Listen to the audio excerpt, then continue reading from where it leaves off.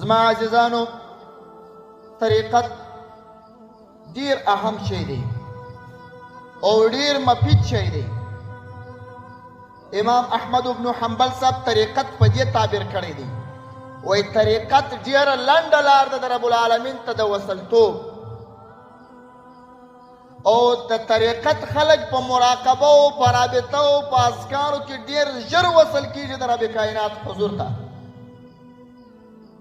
د یو مثال پیش کړي، په سوونو علما او اولیاء په دې طرف کې شته چې د طریقت او د تصوف او د تزکیه په باب باندې مزین او زرین الفاظ کار کړي دي.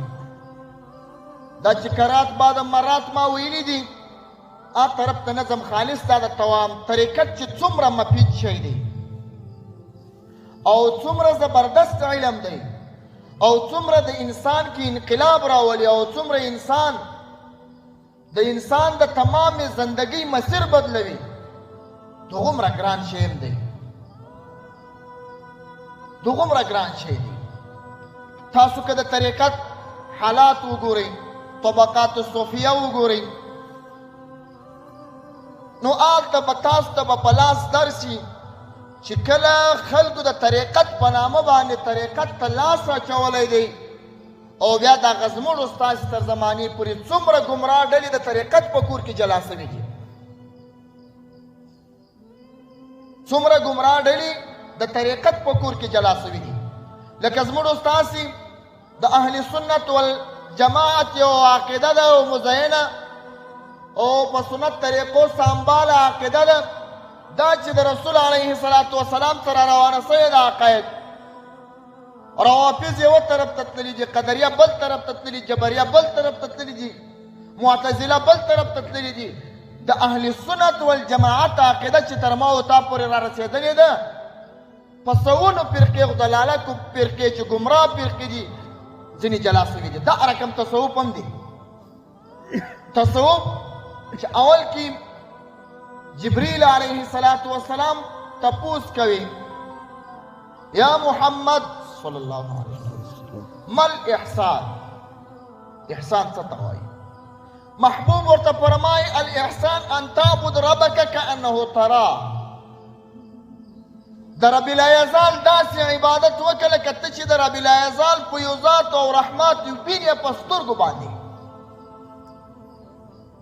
دا چې ستا تصور وي او چې ته د رب العالمین په یو ذات په سترګو وینې، په څومره عاجزۍ او په څومره مینه او په څومره محبت به بیا د الله عبادت وکړي.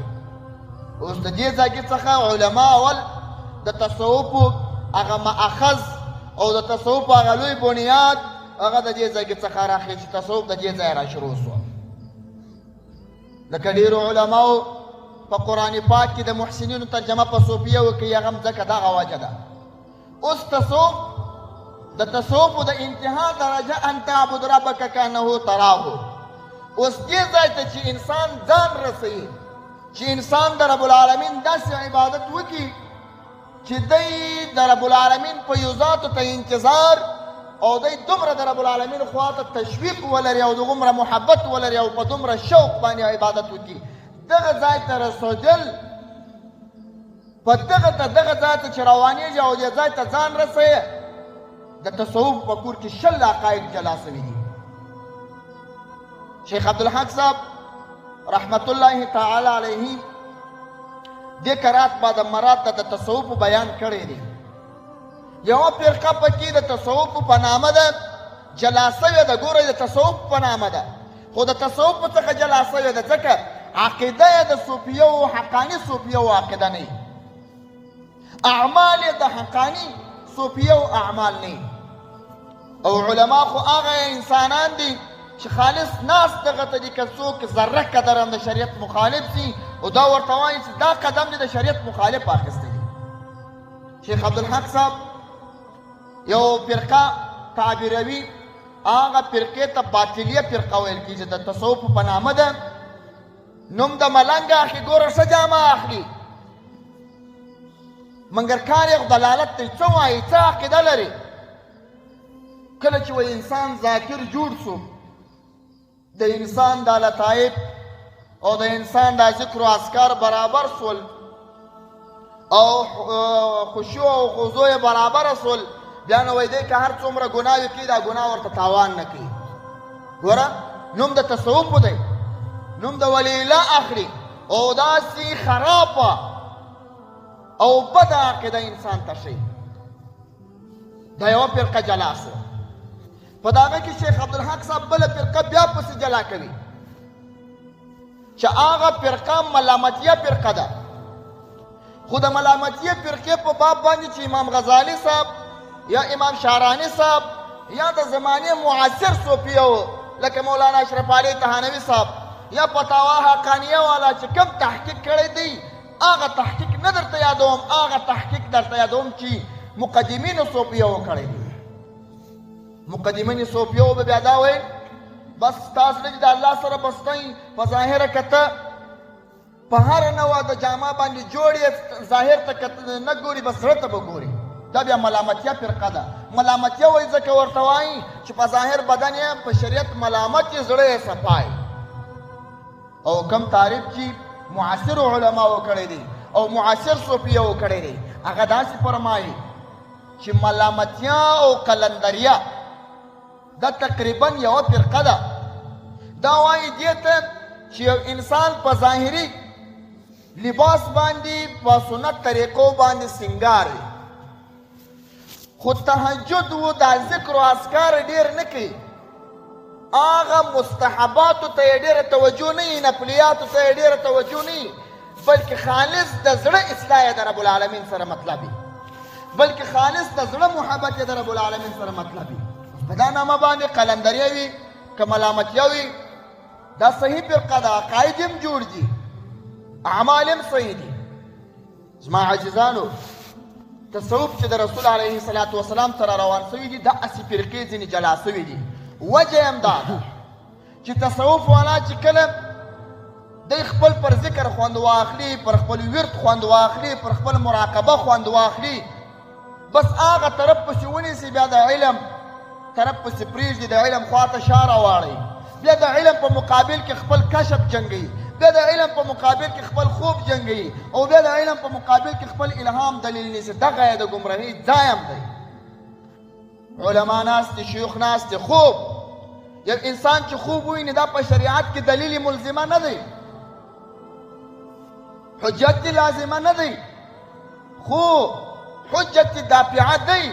ستا خوب چې تا ولیدی دا ستا خوب که د قرآن او د حدیث موافق و عمل ورباندې کولی سي، خو ستا خوب که د حدیثو په خلاف ولیدی، ستا خوب که د قرآن د آیاتو په تقاضا باندې په خلاف ولیدی، بیا به د خپل خوب پر دیوال ووایې. دې وجې څخه زموږ مشایخ فرمایي چې مرید او سالک دا به د خپل پیر څخه نه لرې کېږي، مشوره به ورسره کوي، ناسته ولاړه به ورسره کوي. دا نه معنا چې یو مرید ذکر شروع کوي او د خوبونه ډېر لیدول او دته کشف ډېر کېدی دی چاته ضرورت نه لري. نه، که دې ډېر خوبونه لیدول او ډېر کشف درته کېدی ډېر ضرورت د علماو او د صلحاو د خپل اولیاو د مجلس لري. ځکه ډېر داسې شان دي. امام شعراني رحمه الله دا تقریبا امام الصوفیه بلل کېږي. تقریبا د ده په معاصرو علماو کې تر ده وروسته بیا داسې عالم په تصوف کې نه دی تېر سوی. دومره لوړ سړی دی. خدای هم وایي چې ذکرات بعد مرات په وارونو وارونو د امام شیخ علي خواص صاحب ملاقات ته صحبت ته ورتلم. کمال یې د امام شعراني صاحب هغه دی چې د تصوف په باب باندې داسې کتابونه لیکلي چې د سړي عقل کار ورته پرېږدي. د شریعت پر علومو کې دغسې کتابونه جوړ کړي دي، خو بیا هم د خپل پیر سره صحبت کوي، د خپل پیر سره ناسته کوي. زما عزیزانو تصوف او طریقت دا چې د خپل پیر په مشوره کې را روان وي او په علم ظاهر باندې سنگار را روان وي، تر یوم القیامت باندې تصوف هم روان وي او تصوف په هغه لاره هم وي چې رب العالمین ته د وصول لار وي. دنیاوال یار داسې جوړ سول 80 کاله دنیاوالو د تصوف خلاف خدمت روان کوي. کتابونه هم پر دې جوړول تصوف نسته او تقریرونه هم پر دې کول تصوف نسته، بغیر د افغانستان څخه نور دنیاوال درته ښیي.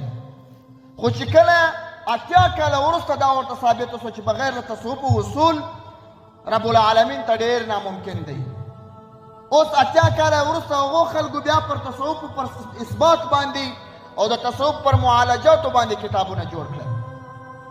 نو زما عزیزانو تصوف، ملنګي، طریقت دا خالص داسې یو شی مه بوله چې د پیر سره بیعت دی وسلام. نه، د پیر سره بیعت دی، تګ راتګ دی او معالجات دي.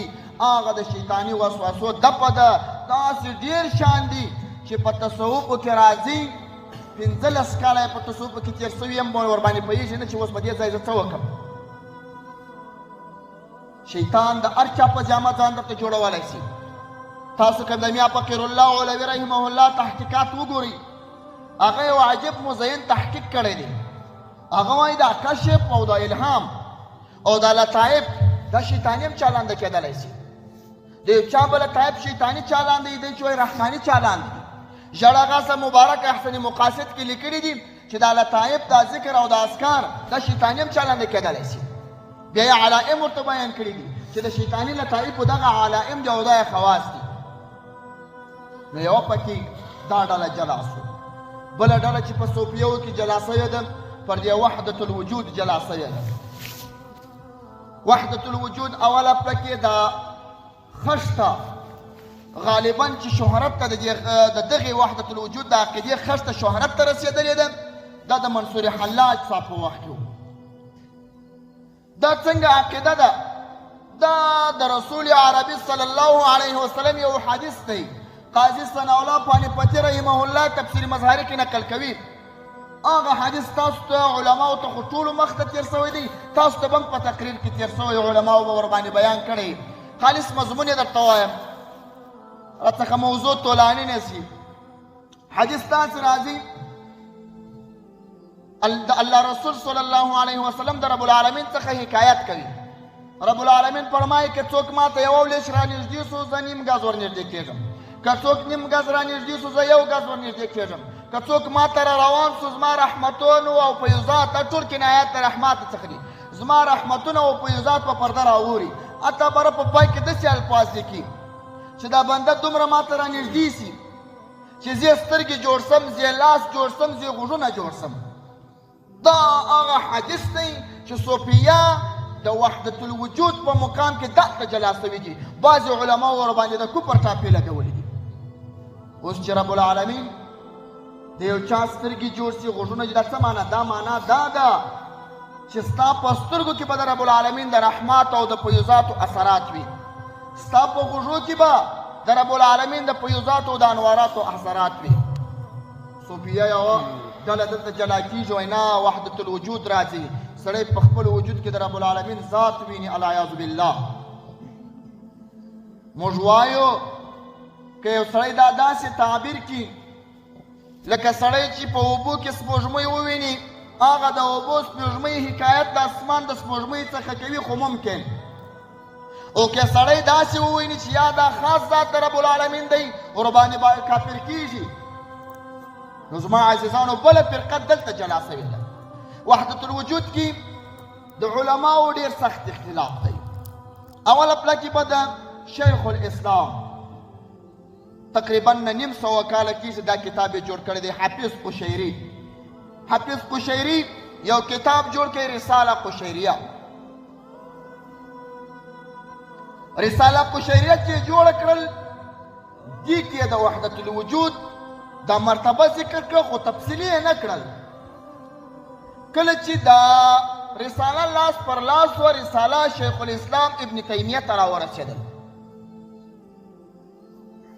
ابن تیمیه بیا راولاړ شو د پاره د تصحیح چې د علامه قشیري دغه مختصره خبرې ته تصحیح ورکړي. د علامه قشیري په رد کې کتاب جوړ کړي، د الاستطاعه په نامه باندې کتاب جوړ کړي.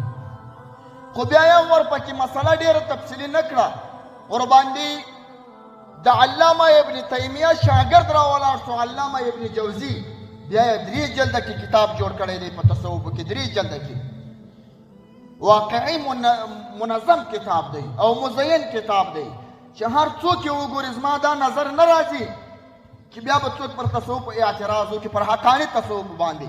او واقعي هم تصوف ذکر کړي دي او واقعي معالجات هم د تصوف ذکر کړي دي.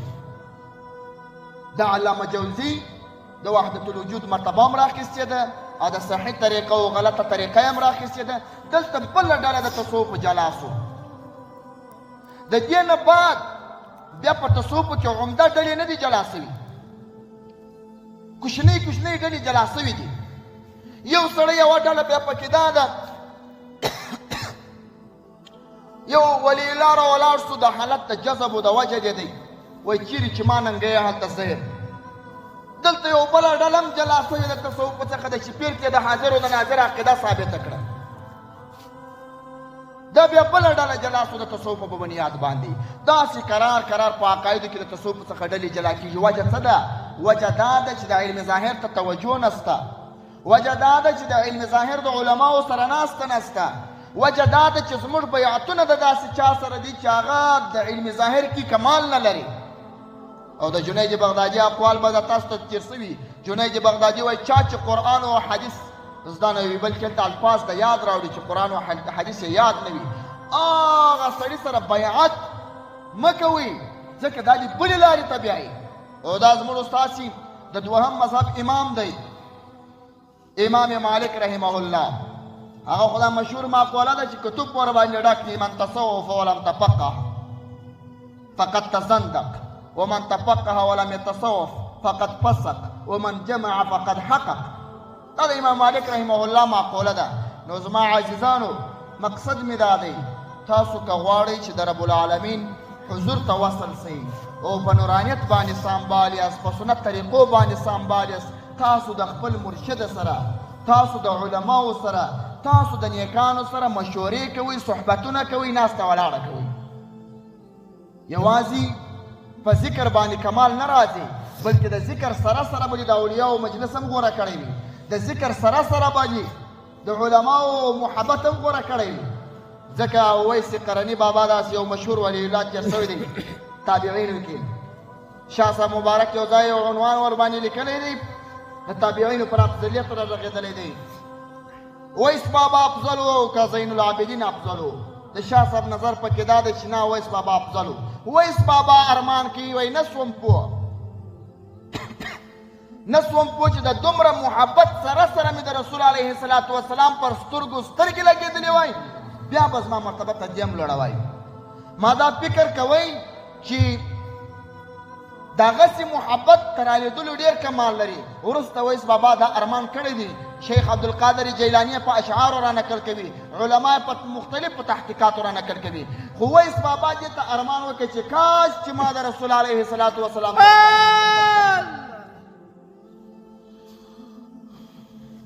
نو د خپلو اولیاو د خپلو مشرانو علماو سره صحبت ضروري دی. امام شافعي رحمه الله د ظاهري علم دپاره لا صحبت غټ شرط بللی دی. که سړی غواړي چې په ظاهري علم کې کمال ته ورسېږي او محقق او مدقق جوړ شي، فقیه جوړ شي، د خپل استاذ او د خپل شیخ سره به ملاقات کې هغه پر دې لار تللی دی، هغه تجربه دی، هغه ته د دې لارې جنبونه ور معلوم دي، تا به ورباندې پوه کړي. او که تاسو د خپلو علماو سره مشوره وانخیستل، د خپل استاد مشوره دې وانخیستل، د خپل شیخ او پیر مشوره دې وانخیستل، بیا خو نو درته کیسه د امام ابو یوسف صاحب را یاد ده. جامع الاصول کې د امام ابو یوسف رحمه الله کیسه ډېره تفصیلي ذکر شوې ده چې دی راولاړ سو ولې پرې درس شروع کوي. امام ابو حنیفه صاحب سړی ورستولی دی، نه غواړم چا خواته ولاړ شم راته به موضوع تولا نیسي. نو خالص خبره دا ده چې په صحبت کې ډېرې ګټې پرتې دي. په صحبت کې کم از کم که ترقي ونه کړې بدې لارې ته نه ځې، او د صحبت سره سره سړی ترقي هم کوي. د صحبت سره سره سړی خپل مقصود ته په مزینه طریقه هم رسېږي.